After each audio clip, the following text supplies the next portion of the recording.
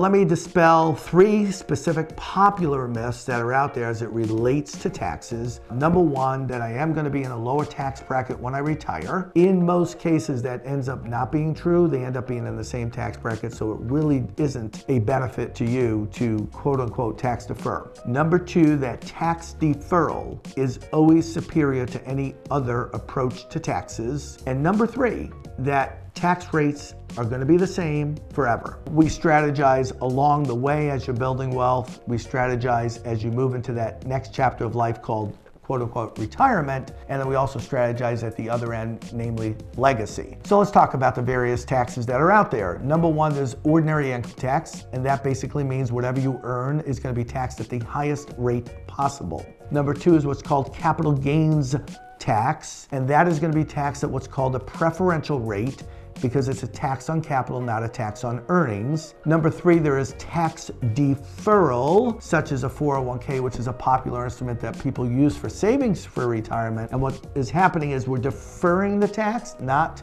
avoiding it, until we take the money out of the plan when we retire. What we want to do is give clients an opportunity to stress test their plan against those myths and actually look at real scenarios of what taxes can and would be by altering up the way that they might weave their money through their financial model. And if you're interested in studying that, if you're interested in learning about that and looking at ways to improve your tax picture, give my team and I a call, and we welcome the opportunity to have that conversation.